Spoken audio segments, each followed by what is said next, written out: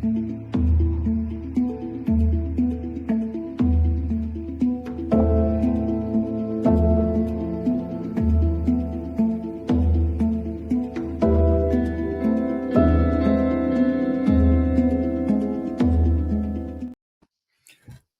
up?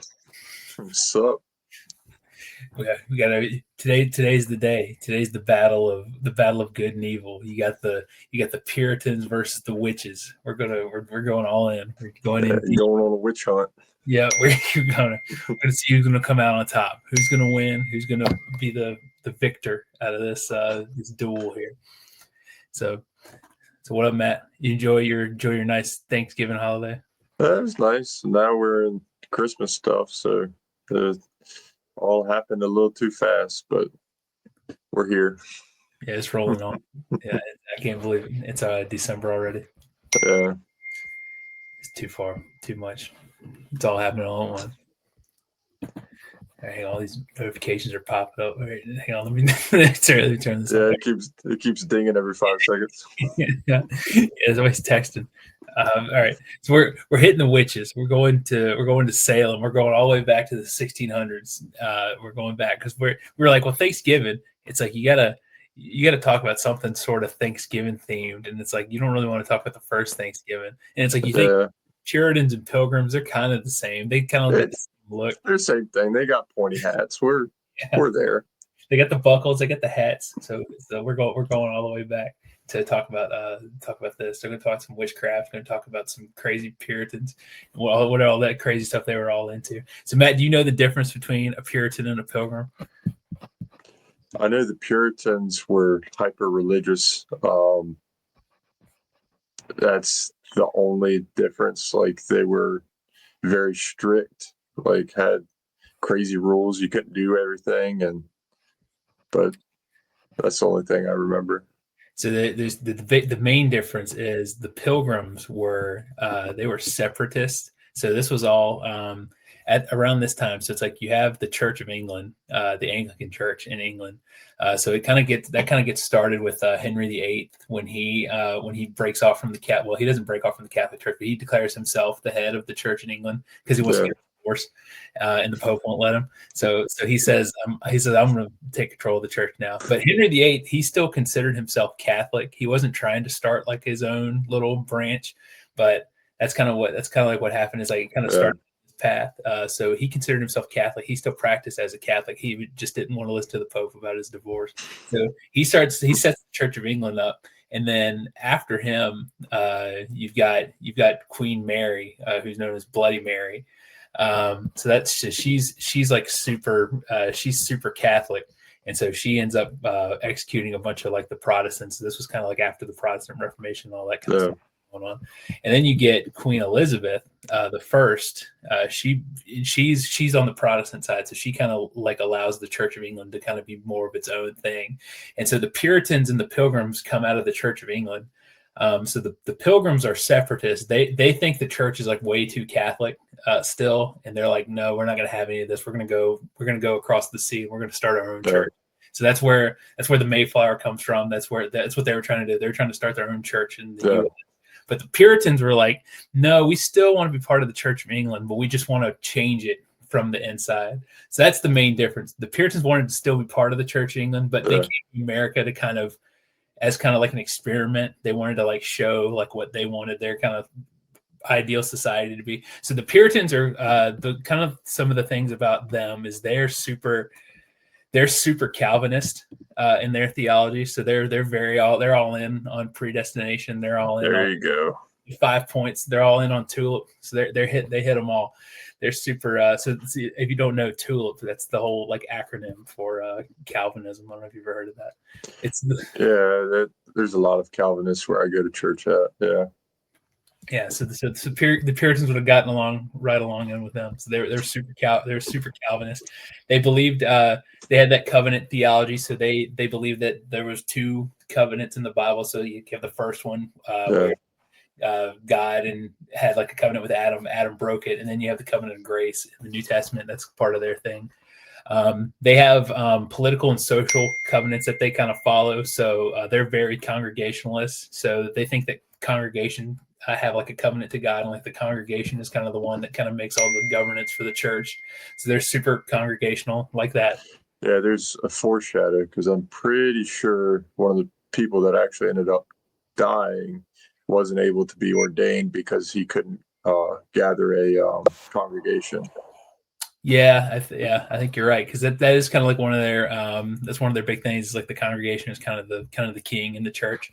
Yeah, They look at it, and then like the community around that congregation all live kind of underneath the church. So it's like that's kind of like the local structures. You have like a central church in the town, and then the whole town is kind of based around the church. That's the way that their system is kind of set up. You hear all that dinging? I gotta turn that off. All right, hang on. We're gonna get it. You're a popular boy tonight. Yeah, I'm going dad mode. I couldn't figure out how to turn off an things up. Here we go. Notification off. Oh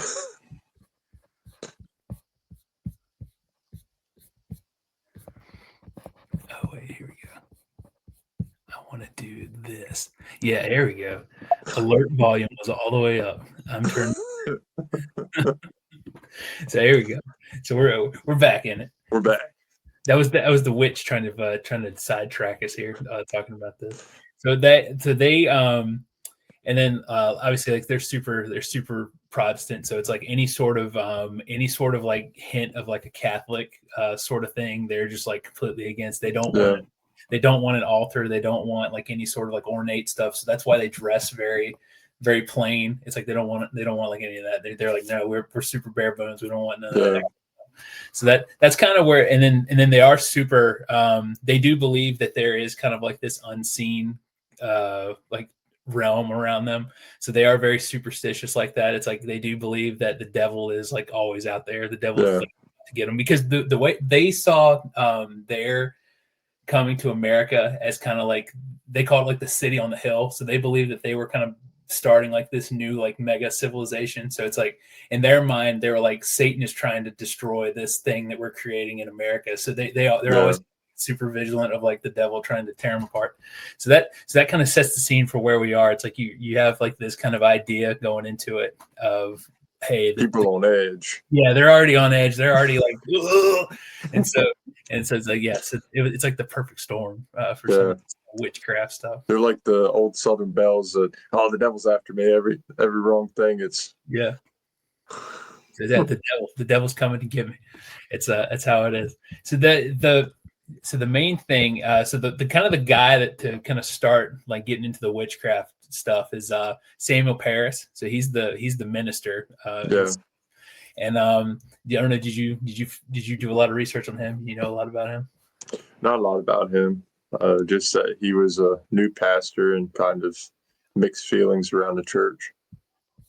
Yeah, because he's from London, so he was born in 1653. His family was pretty rich, kind of like a higher upper class family. So he did spend time at Harvard University. He didn't graduate though. And then kind of like early in his career, he worked as a merchant. So he kind of hung around Barbados, kind of like around like Cuba and kind of some areas down there. And I think that's where, so he has a slave, Tituba. I think that's kind of where he got Tituba, because that's where she's from, Barbados. I think she's from Barbados. So he kind of brought her back from there. Yeah, I think they're uncertain of like her origin, but it's most likely South Asia or Southern Islands, somewhere around there. Yeah, because I've seen a couple of things. Like some people say she's from Cuba, some say she's from Barbados, and so like I think some people say she's like from Haiti or something. So it's like I don't know. Like, she's from down south somewhere. So he becomes the minister of Salem Village. This is where this takes place. So the modern day Salem, Massachusetts, is not where the witch trials happen, because modern day Salem is what was called then Salem Town, which is on the coast. So then Salem Village is 20 miles inward, so in the middle, kind of like near the middle of Massachusetts. So that's where we are. We're not on the border. We're in the middle of the woods. It's like way out in the middle of nowhere. Yeah, way out in the sticks where a bunch of witches like to hang in. So he was already so Reverend Parris already had to deal with a lot of conflict and stuff like in the town. So when he steps into the community's already kind of fighting with each other. They're already cantankerous there, so he's got to come in and deal with some of that stuff. So his kind of his temperament, he was known to be very strict, very rigid. He was always concerned with spiritual warfare, like I was talking about, and he was always emphasizing that Satan was like always out there, like lurking around. So that was kind of it. So he already had it. He was ready. He had them scare tactics going on. Yeah, he was primed. He was like he was locked into the witches. He knew what was going on. So then his daughter Betty, she was 9 years old, and then his niece Abigail Williams are the two girls that kind of start a lot of the accusations. And she was like 11 or 12, correct? Yeah, she was around there. Because there's the movie The Crucible. Have you ever seen that? Yeah, we have to watch it in school. Yeah, because that has the characters have the same name, but it's like it's crazy. Yeah, because like I think in that movie she's like older. She's like 20 years old or something. Yeah, and then they kind of combine characters because there is an older girl that does appear during the Salem witch trials that kind of enacts revenge, kind of sort of like her family was killed by all the Indians and everything, so then she starts going crazy and accusing everybody and that type of thing. But like Abigail and The Crucible was kind of that, but then they also had the weird ritual in the woods and stuff, and that kind of started everything. So that's right. I forgot about that. They do some wood dance or something. Yeah, they dance naked in the woods and then like with Tituba out there and go crazy. Yeah. Yeah, they were on. Maybe they're on some. Maybe it was some witchcraft going on if they're dancing out in the woods like that. Yeah, because it's loosely based off of the book. Yeah, it's a play, I think. It is a play. It's not a book. It's a play. Yeah. Yeah, because I think that was because I think some stuff I read is like that was kind of like that was kind of like one of the first like things like I think that the place from like the 50s. I think that was kind of the first kind of like got people more interested in it because in the more 50s, popularized it. Yeah, because like I think in the 50s, Massachusetts like apologized for the witch trials. It's like they're like, yeah, we're sorry, we screwed that one up. Yeah, but the crazy thing is like I think I was talking to you about it last week or so. Like the Salem witch trials are one of the more popular witch trials, but like they're one of the more less eventful trials. Like because there was a lot of other ones in Europe that kind of that were like way worse. It's like there was one in Sweden, I think, where they killed like 100 some people like in one day. It's like, and I think out of this one, hundreds were over 100 were accused, but only like 20 died. Yeah, 20 died, 19 were hanged, and one of them was crushed. And we'll talk about crushed. Yeah, he was a cool dude. Yeah, he's the coolest one, I think. but so it's like I said, like Betty and Abigail, they're the kind of the ones. So you have Betty, Abigail, and then Tituba, who kind of live in the Paris household. So this was in January of 1962, not 1962. Yeah, this is in the 60s. So Betty and Abigail, that's when they kind of start acting weird. They start having like this weird sickness where like I've read some stuff where it's like they were crawling under furniture and like, they were doing some crazy stuff, saying like acting like feral cats. Yeah, like going nuts, and just seeing some stuff. Convulsing. Yeah. But I saw one thing that it started after they did this thing where they put like an egg yolk in water. Yeah, because it was a demon test. Like they put the egg yolk in water and read the yolk and tried to determine whether or not, like, I don't remember if it was whether or not they were possessed or who possessed them, like who put the witchcraft on them, and then they figured out, okay, it's Tituba, and then they blamed Tituba for it. Yeah, because they blame I think they blame a couple people. So I think they blame Tituba, and then they blame Sarah Good and Sarah Osborne. Yeah. So I think those are the three that kind of get blamed up front. But I think so. Like during Tituba, Tituba gets arrested, and they start like interrogating her, and they interrogate her for a while, and then I think she ends up confessing, but I think it's because they were like interrogating her like crazy. So it's like I think they told her.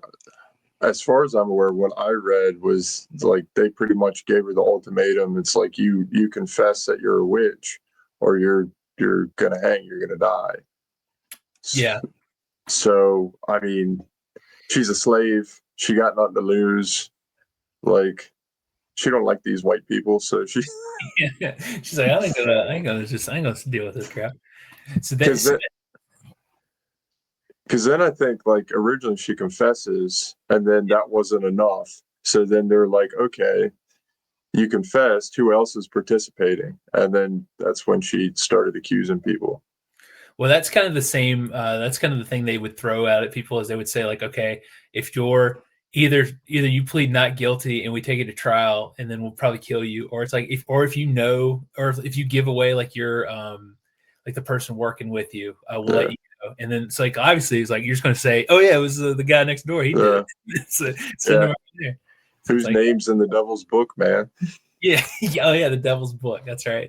Because that, well, yeah. So that's the. Well, I guess we can get into that. So there was so this kind of starts up. You have the kind of like this. All these accusations kind of start. It's like, oh, these people are working with the devil, and it's like that gets in people's heads. It's like, okay, people are starting to work with the devil, and so you've got. So then that's where like all these other people start getting accused of witchcraft, because it just kind of sets off this kind of like rolling stone of accusing each other. And that's when the court gets set up, and it's called the Court of Oyer and Terminer. That's what that was like this charter that they used like for legal systems and stuff back then. And Oyer is like Old English for here, and then Terminer is Old English or like French for determine. So it's like here. Yeah, So that's what. So if you hear Oyer, you learn something. You hear Oyer and there Terminer. you go. That's what they're talking about. So the one thing that is kind of crazy. So like once this all gets started up, it's like they allow what's called spectral evidence to be admitted into court, where it's just like you can just say anything and they'll take it as evidence. So it's like So, you can just say you see the devil in the corner and he's pointing at somebody, and they'll say that. Yep. and that's what happened. All the girls were sitting in the front row, and they started shaking all over the place and saying the specter's right there, and they did it, and then yeah, that was it. Yeah, yeah. So it's like you could just, so like I could just say like I see the devil in the corner. He's pointing at Matt, saying Matt's his accomplice, and then the judge, they'd just be like, "Yep, yep, Yeah, yep, right, that's yeah, right." because there's a weird one. I forget who it was, but there was a a man that accused a woman. I'm really bad with the names on them, but like he woke up in the middle of the night and she was on his chest, crawling on him, and sat on his chest, and apparently it was her specter. And then yeah, Well, yeah, because that was the other thing, is you could send your specter out. yeah, You could be in jail and you could send your specter out to somebody. Yeah, yeah. yeah, yeah. Well, it's like I don't know, it's like sleep paralysis. It's like if I wake up and see somebody on my cheek, it's like, oh. Yeah, that's the thing. Like and that's what they would use. They'd be like, okay, well, Abigail or the Tituba specters, doing like just appearing at night and doing all this crazy stuff. And it's like, okay, yeah, they're guilty. That's it. I've heard enough. Well, Yeah, so I read too that after this whole thing, so like after like they started admitting spectral evidence, and it started, well, so obviously like during this time they're starting to try people, and they're accusing people of witchcraft, and people are getting killed because of witchcraft. So like you get so like some of the people, like the first people that get accused, like I mentioned Sarah Good. So Sarah Good, she ends up getting hanged on July 19th, 1692. And then so another person that gets accused right after this is Rebecca Nurse.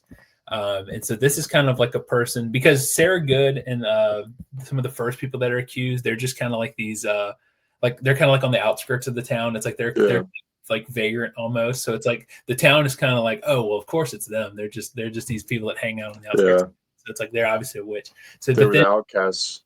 right. So it's like they're just kind of like the hobos like around town. But then when Rebecca Nurse gets accused, that's where it starts getting a little strange, because it's like Uh, she's more respected in the town. She's very, they consider her kind of pious. So that's kind of strange.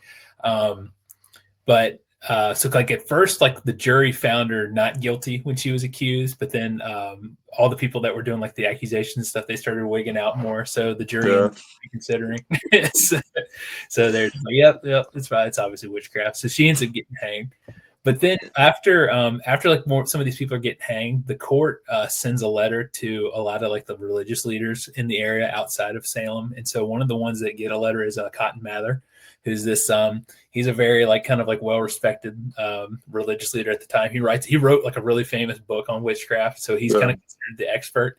And so they send a letter to him and they say, "Hey, we're kind of concerned about like all the spectral evidence that we're using to kill these people." Like, and they say, "Do you think it's a good idea like that we're doing this?" And he thinks about it for a minute. He goes, he goes, "Yeah, it might be a little weird. You keep on doing it." And it's just kind of he thinks about it for a second. He's like, "Yeah, it's probably fine." Did going back to the hanging? Did you read on how they hung the people?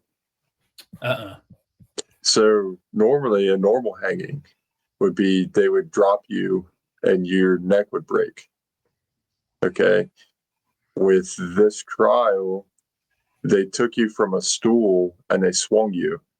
So they pushed you off the stool and you would swing back and forth and suffocate to death because your body wouldn't drop hard enough to break your neck. So they'd sit there and they'd just suffocate for minutes until they were dead. That's great. that's the worst. Yeah. It's like, so not only are you accused of being a witch, you got to like sit there and hang for like 2 minutes. While everybody watches. Yeah. Well, while all the people you went to church with are just staring at you, yelling witch, as you just slowly suffocate to death. Yeah, that's bad.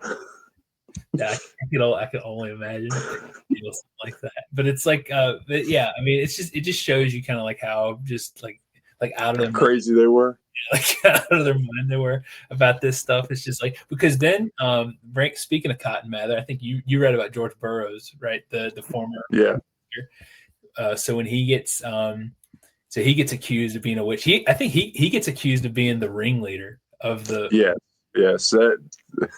And the thing is, like, he specifically has a beef with the Putnams. Yeah. And like I forget the dad's name, but like I forgot.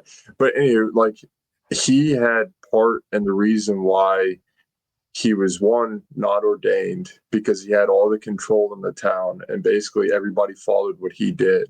So even if Burroughs had enough people to start a congregation, Putnam could pull them and be like, oh no, he's not worth it.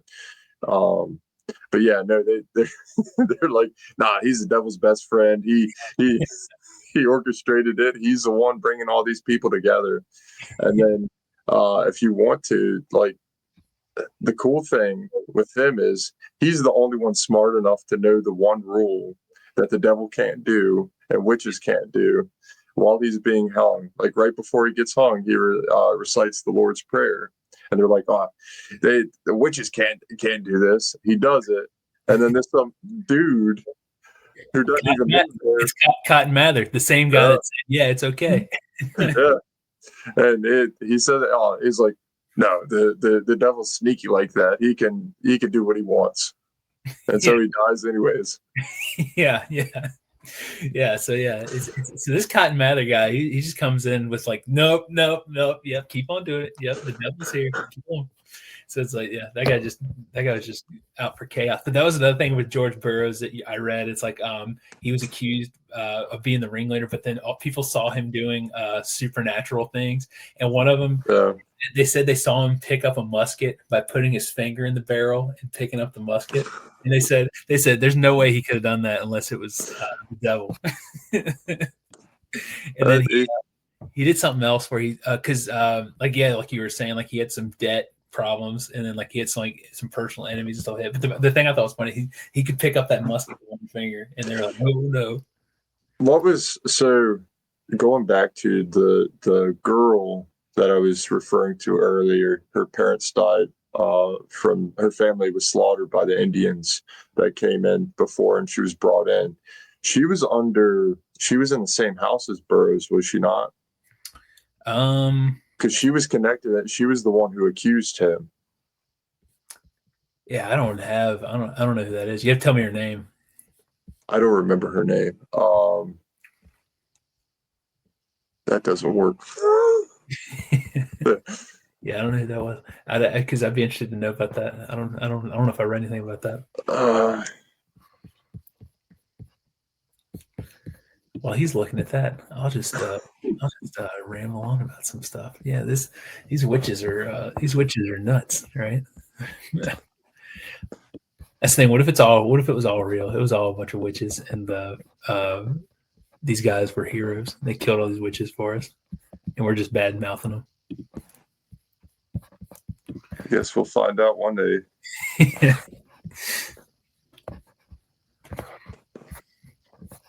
Yeah, because while he's doing that, I'll tell you guys about another victim of this. So you got George Burroughs. You've got another lady. Her name was Martha Carrier. She was a leader, and there were some other kind of things like she was accused because there were some grievances that some of the community had with her. So she was from Andover. She was accused in May of 1692 by those same like girls they were called the afflicted girls, were the ones that kind of were under the control of the devil, that were like wigging out all the time. So the girls claimed that she led a witch army that caused a bunch of disease and deaths, and then it claimed that she had the title of the Queen of Hell. So she was the devil's right hand lady, apparently.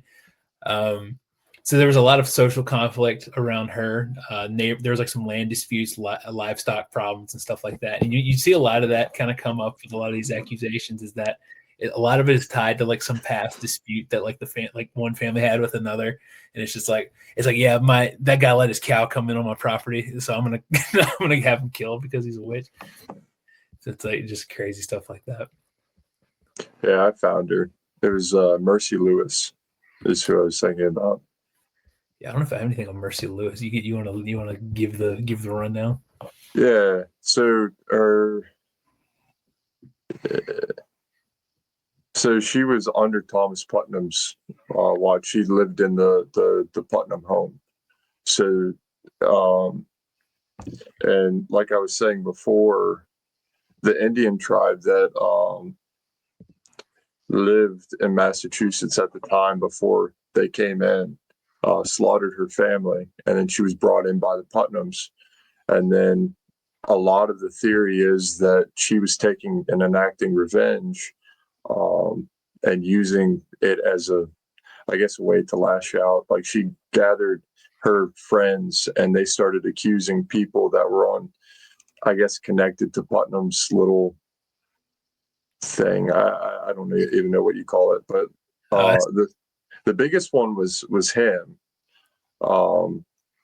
And they were part of the girls that grouped together in the court and started going crazy and tried to, because during his trial, she was saying that his specter visited her in the night and was touching her maliciously and a bunch of different things. You're saying the Burroughs guy was? Yeah. Okay. Yeah. She was his main accuser. Oh, okay. Yeah. And then Putnam also added to that, and he was the one who added by saying he saw him do some sketchy things. Yeah, he saw him picking up that musket. Yeah, but she was 18, so she was a bit older.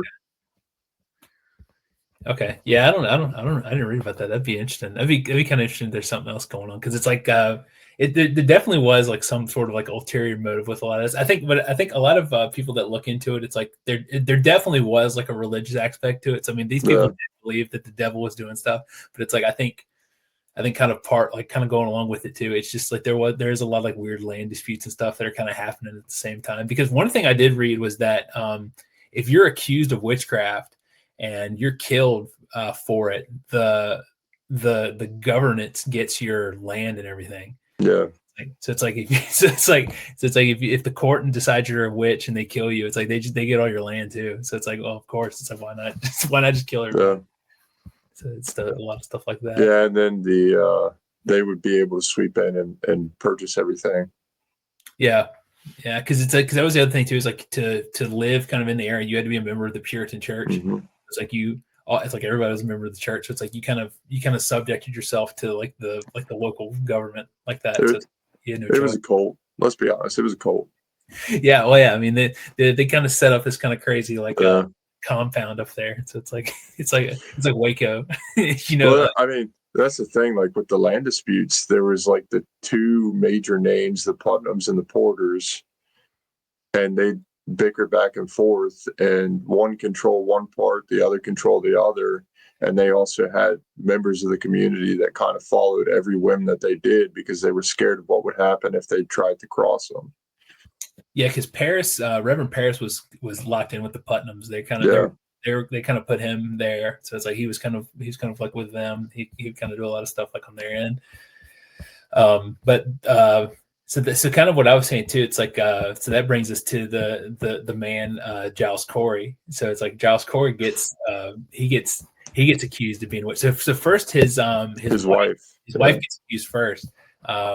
So it's I got a whole rundown on Giles Corey here. So his wife gets accused. So both him and his wife are kind of critical of the trial. So they're not.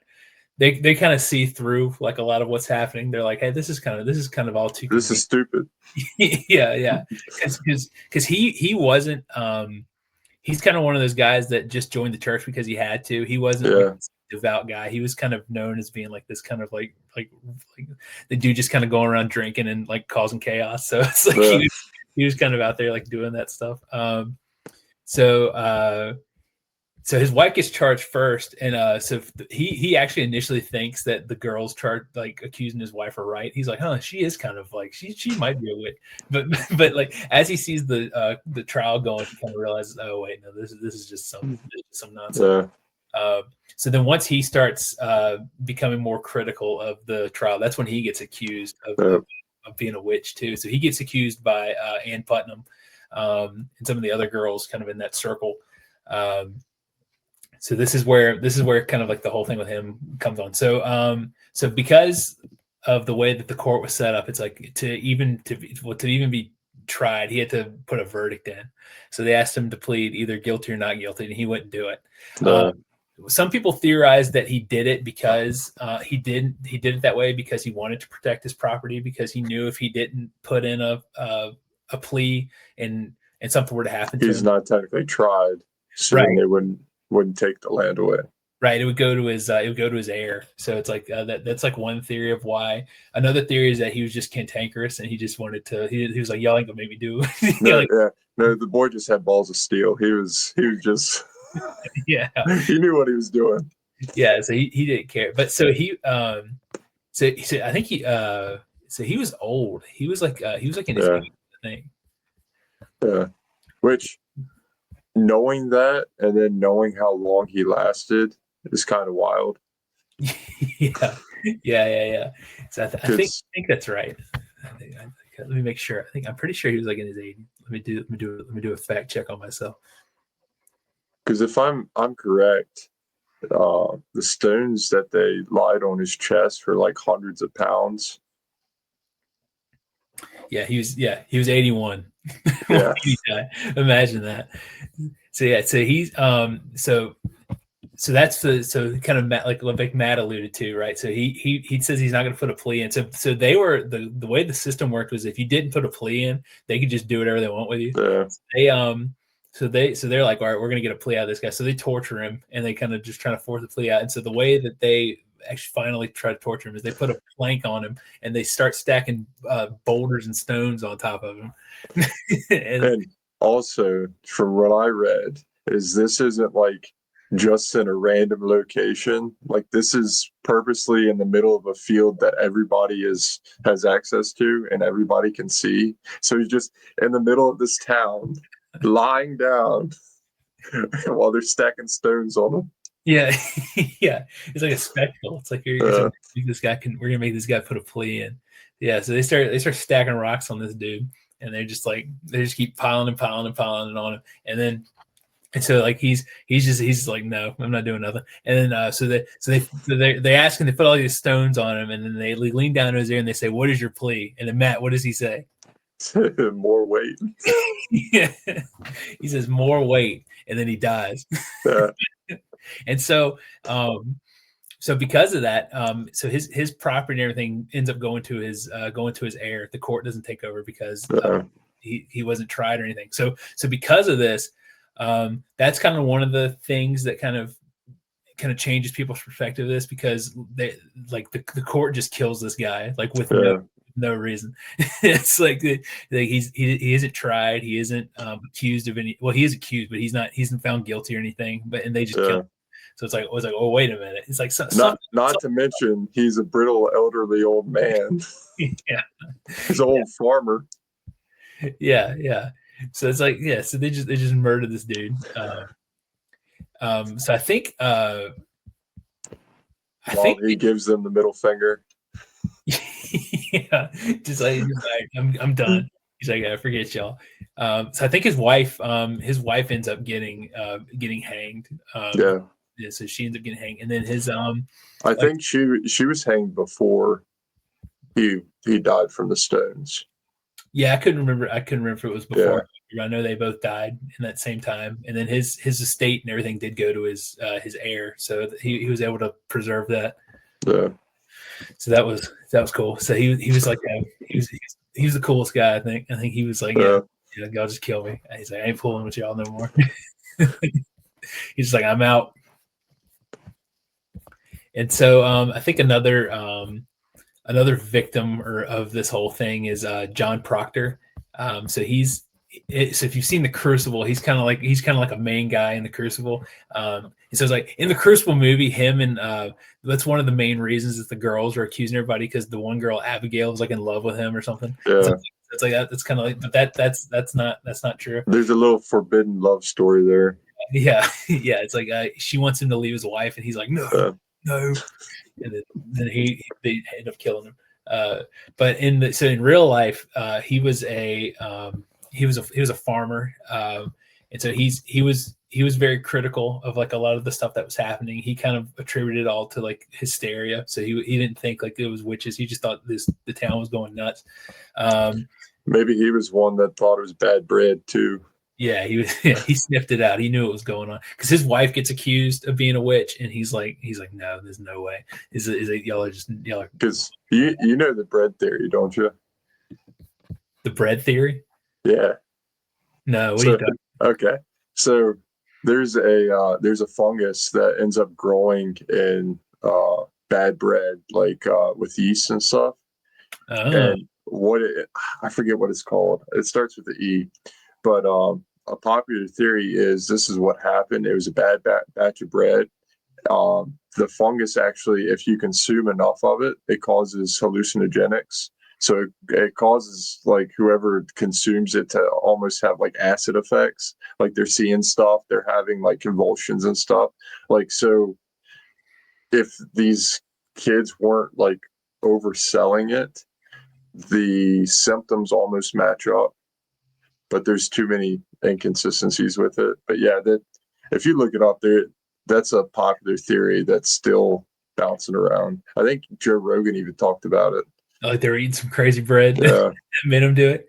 That could be. You never know. You don't know what them dudes are eating up there. Yeah. But I think that one was scientifically disproven.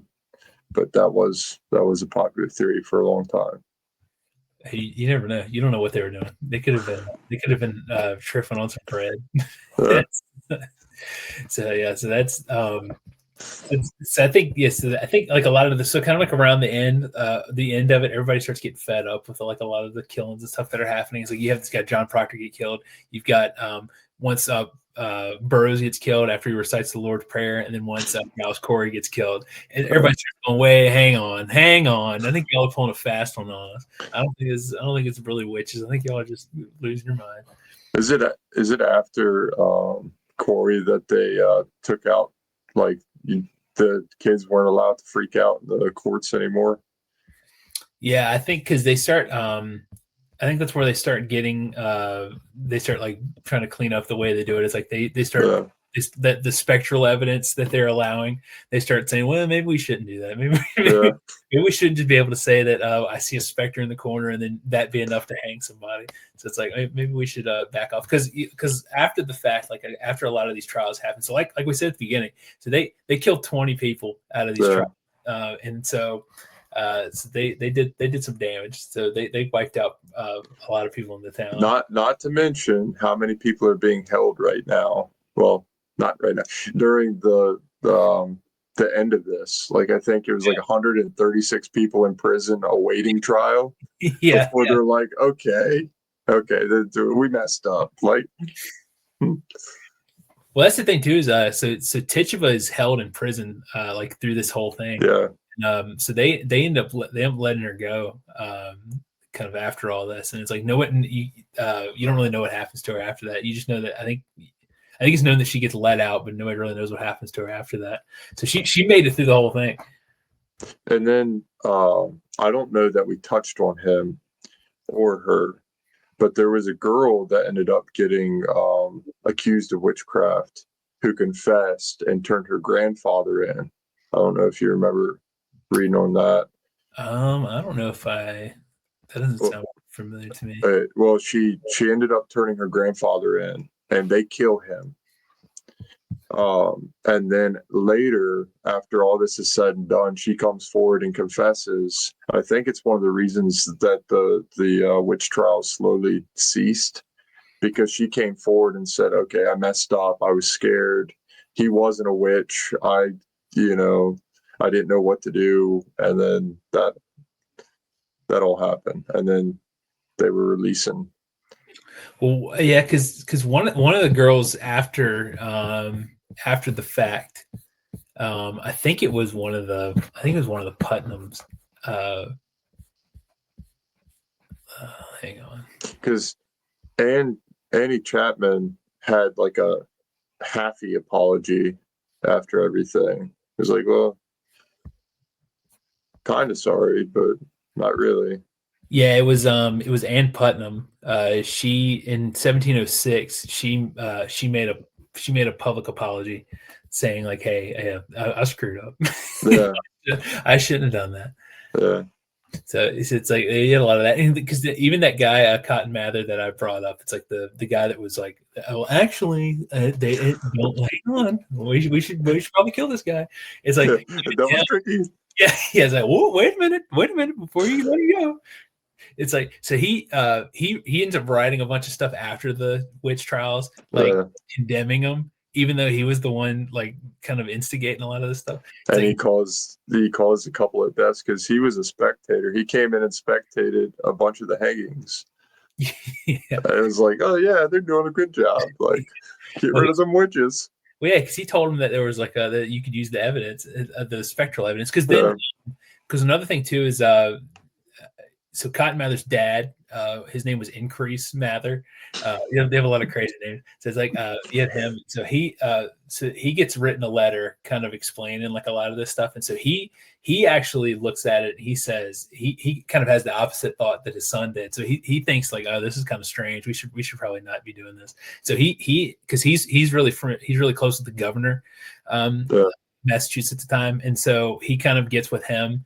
And they kind of hash it out, because the governor's wife ends up getting accused of being a witch too. So the governor's like, "Hang on, like wait a minute, y'all better stop." So that's when like kind of like not allowing spectral evidence in court kind of comes in. They kind of like stop that. Yeah. So I think after that, the stuff starts kind of winding down. They're like, "All right, we gotta chill out with some of this." Yeah, because they started getting wild with the accusations, because they weren't just like towards the middle / end of it. They weren't just accusing like everybody in the town. They were accusing people that were over by the harbor and all over the place. Well, because when Increase and the governor get that letter, they get written the letter because it starts spreading like to Boston and stuff like that, like all this crazy witch stuff. So they have to kind of put a stop to it. It's like what's going on? Yeah, what are the people doing? So it's like it's just like a lot of that weird nonsense. But it's like the whole kind of like around that time too. It's like this is just like kind of how it was, because it's like you have that guy that I kind of talked to you about like kind of outside of this, that guy Matthew Hopkins, who was the he called himself the witch finder general. He was in England, so he just calls himself that. He was not appointed or anything. He just says, I'm the witch finder general now. And so he kind of goes around. So this is in England. So this is in the 60s. This is before the witch trials. So this is just kind of like, this is back in England. So this kind of just starts like a lot of this stuff too. So he's born in 1620 in England, and like I said, he appoints himself the witch finder general. And he just starts going around all these towns in East England and just looking for witches. And it's like this is how he made his living. He would just go to a town. He would say he would send somebody into town to put up a notice and say, hey, if you guys know anyone who is doing witchcraft, like I'm going to be here this day, come find me. And so like, he would show up in town. These people would just start showing up saying, hey, I know, I've seen a witch one time. And it's like, so he had like his whole like gang. He's the witch repo man. yeah. He would just show up, and it's like he had these he had like an assistant. He had these women that went with him, because what he would do is he would because he's the one that so obviously there's a lot of witch tests and stuff from the Middle Ages that like we know of, like from Monty Python, like when they like a witch, so it's like that sort of stuff. But it's like he kind of used that stuff too. Like he would one of the things that he would do is he had women that would travel with him too, because one of the things you could do to find a witch is you strip them and then you search for the devil's mark, and like you search for they would either have the devil's mark or they would have an extra nipple, so he would look for that. Because they thought like when you went to like in the middle of the night, you would have an extra nipple because your imps would come out of hell and they would come suckle like at your extra nipples. And so that's what they thought. So like he would have these women like look for like the extra nipple on like these ladies to see if like he could find it. So it's like if you had like a mole or something that looked a little weird, they'd be like, oh, he's a witch. And so like yeah. So what they would do too is they would have the person that they thought was a witch. They would have them like kind of set up like in their house, and like they would watch her at night just to see if the imp would come to like try to feed. So like they like try to catch him that way. So it's like, and then the famous test obviously is the water test, where you throw them in to see if they float or see if they sink. You tie like a rock to them or something. Yeah, because well, their thought was if you're a witch, that meant that you renounced your baptism, so the water would reject you. That's why they thought that would work. That's a great thing about that test. So it's like, okay, so if you're a witch, you'll live and you'll bounce right out of here. But if you're not a witch, you're just gonna sink and die anyways. Yeah, it's a bad test. It's like, okay, might as well just jump in. See, so this Matthew Hopkins guy, he would do that test, but he ended up kind of staying away from it, because if you kill somebody and they're not a witch, then it's like obviously you're screwed. You're a murderer. Yeah, so they would kind of stay away from that. So he wouldn't really kind of go into that. He would do like I said,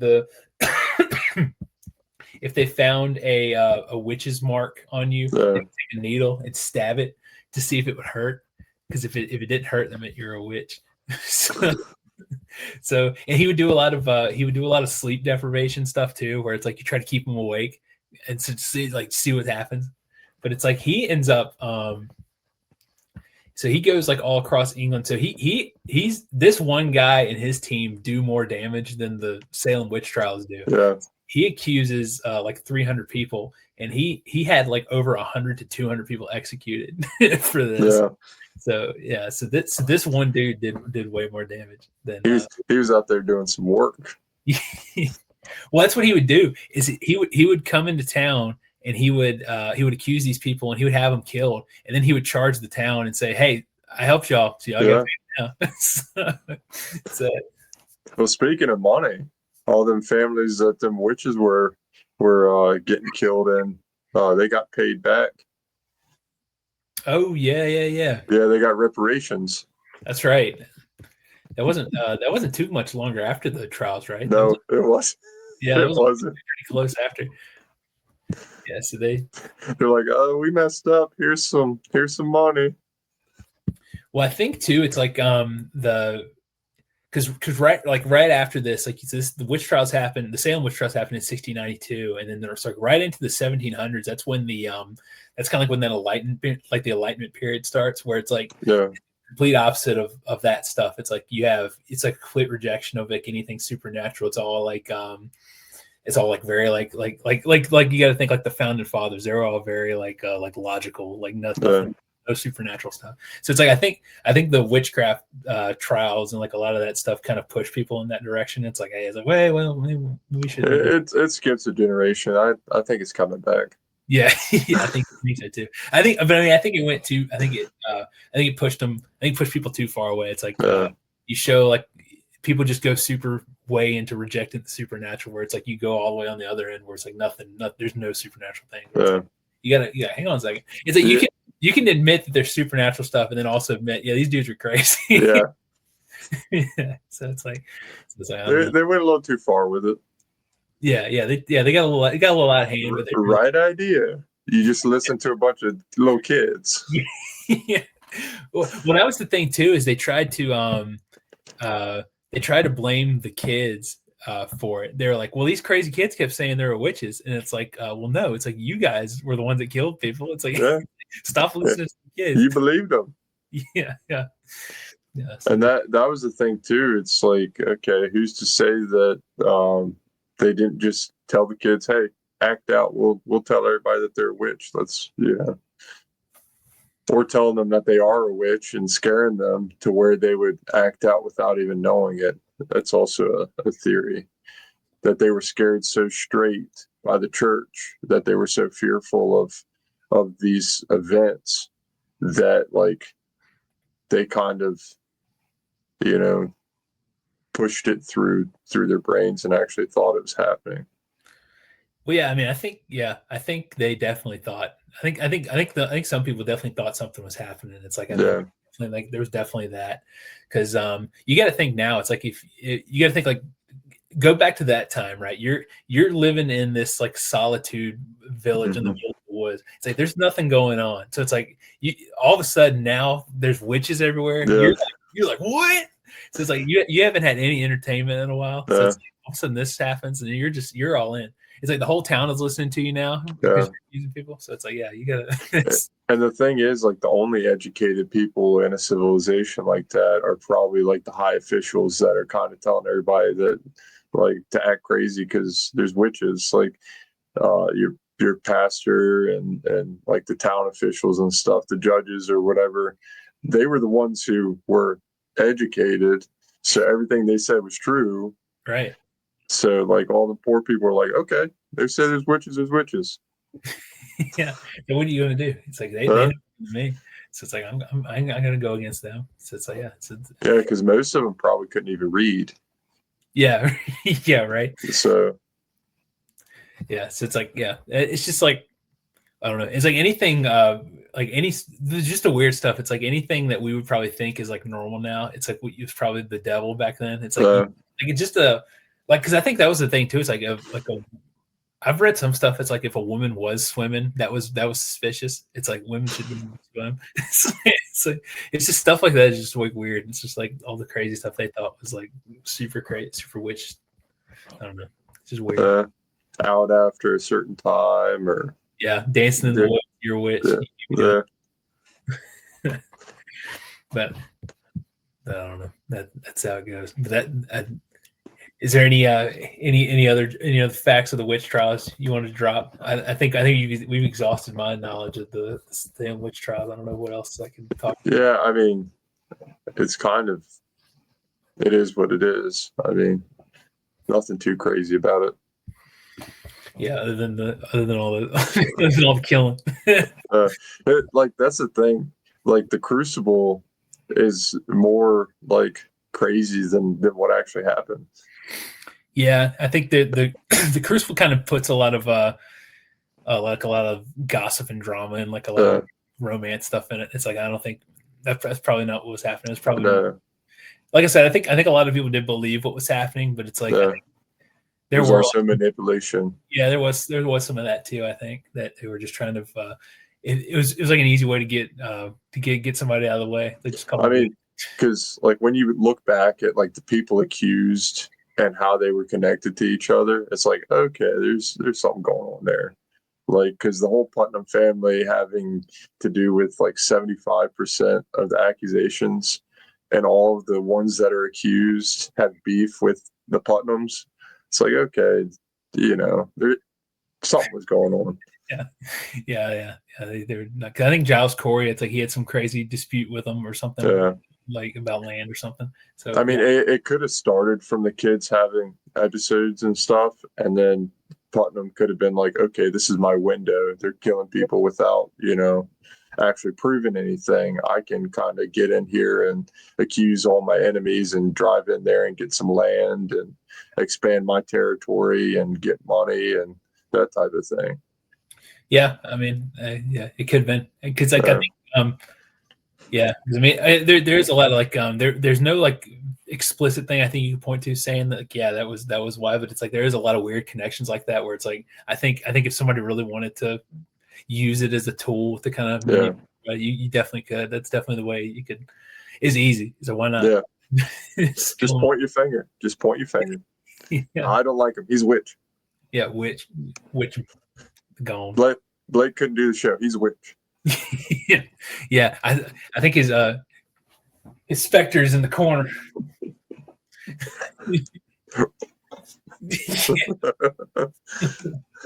Just start convulsing. Yeah, yeah. Oh man. So Salem witch trials. Don't be a witch, or witch it up. Witch it up.